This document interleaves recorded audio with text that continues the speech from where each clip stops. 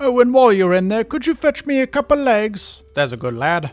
Welcome to this Riffview for the one game this month you probably haven't heard of, the Count Lucanor. Blah. A game that talks about the finer, simpler, more German parts of life, which involve exactly as many goats as you might think, but maybe a little bit more in the way of 8-bit horror visuals than you would ever imagine.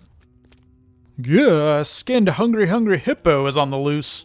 In absolute classic horror form, the first couple minutes of the game absolutely does nothing to prepare you for the next couple minutes of the game and the rest of the game that follows. That this tiny 8-bit game can accomplish so much through tension and atmosphere is astounding.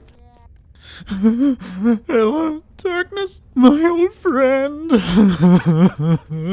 That sense of negative sound just permeates the entire experience, whether you're outside or whether you're in the main hub, which is more or less the castle itself. Small uses of very strategically placed sound effects and just these horrifying mixtures that will instantly have you questioning, what the hell am I about to see? See, this is what happens when swingers spend too much time in the hot tub. They just boil away all their flesh. You are the delightful Hans, a tiny little 10-year-old that is non-aggressive. This is an example game of how to do non-aggressive, non-combatant horror titles correctly. Because as you see on the outside of the castle and inside, it's just terror. Pure and straight terror that is waiting to devour you at any given moment. And if you're going to have any chance, and it just makes sense for this 10-year-old boy to hide under a table or inside of a Narnia-style trunk. Just anything to get him safe. So he can complete his ultimate dream, which is basically to rule this castle and become rich and famous. Which I actually like, because it seems so childish, right? Poor kid climbs over Batman's bones in this vent. There are these Lovecraftian monsters roaming the halls, just looking for your blood and your soul, with indescribable appendages just swirling around in this horrifically effective mixture of sound, art style, and anime faceplates. And you turn around and ask the kid, hey, what are you doing here? I'm here to be rich and famous. As such an innocent ray of light inside this Lovecraftian tale that is admittedly more build-up than payoff by the end. Gameplay is mostly puzzle-based, actually almost entirely, and some item collection.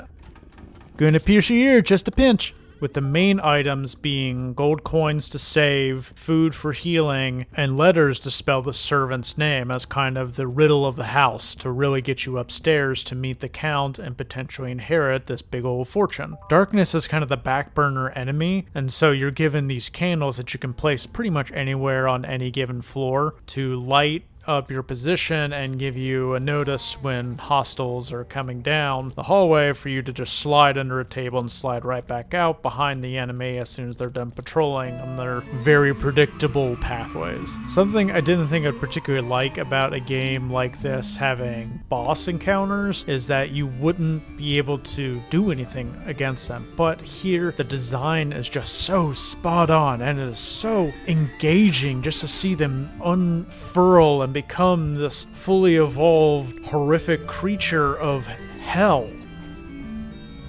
I am Baroness von Wormpants, and you shall bow before me! Though its own design decisions kind of hold it back from being just this immensely legendary being in my gaming pantheon, this is still an 8 out of 10 for me. Count Lucanor is completely worth the price of admission. Trust me on this one. Thank you so much for listening and watching. I'll see you next time on myggaming.com and here on YouTube.